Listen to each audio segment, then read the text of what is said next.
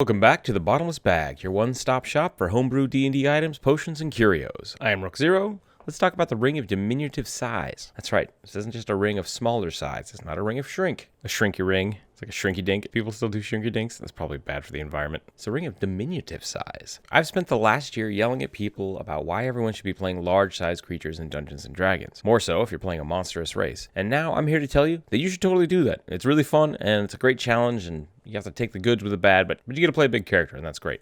But if you feel like while you're doing that, you maybe need to be a little bit smaller from time to time, then, well, I've got an item for you. This large ring is made of a malleable metal with inserts of small red and blue stones of varying sizes. The ring itself appears too large for most medium-sized creatures, but upon wearing the ring, it will adjust to the wearer's hand size. Finger size? Ring size. Let's just say it fits. Let's get into the tall and the short of it. As a standard action, the Ring of Diminutive Size can shrink the wearer of the ring to the size of a diminutive creature. You could do this as a tiny creature as well, but either way, it needs to be more than one step.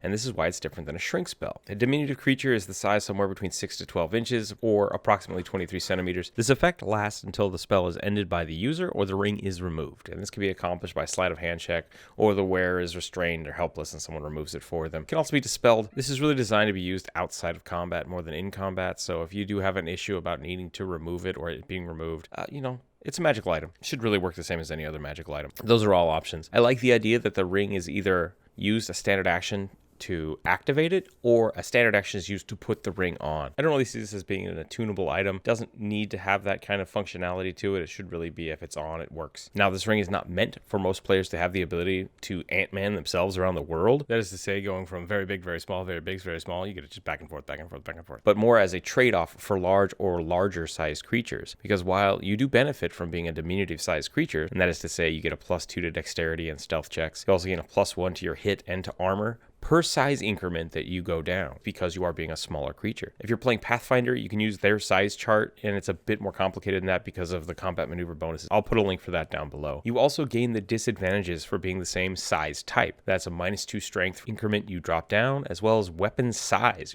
The dice you're using will go down as well, and there are a few different ways you can do that all over the internet. Talk to your DM about it. At the same time, your reach shrinks, so you will have to actually occupy the same space as enemies you want to fight, which comes with all kinds of crazy hazards that your DM can think of and throw at you. The ring itself is not meant to make you a dynamo in combat. That's why it takes a standard action to equip. It's very much designed to aid people who take on the challenge of being a large-sized creature in D&D. It comes with the cost that it's a choice of being very large or very small. And if you only use the ring to make them just one size category smaller, or maybe a medium-sized creature, then you lose that necessity of choice, and there's no reason for them to ever take the ring off. You can also adjust it for the skill level of the player, and that is by adding uses per day. I would suggest starting with the ring working 1 or 2 times. So as soon as they put the ring on, they're small until they decide to take it off, and then it ends, and maybe they can't use it again that day. And that's kind of the trade-off about letting them figure out when's the best time to use it, how can they utilize it the best, and when do they want to be tiny, when do they want to be huge. Side note, some funny things you can do as a diminutive creature is you can share spaces with your allies, and you can be thrown by most creatures and players.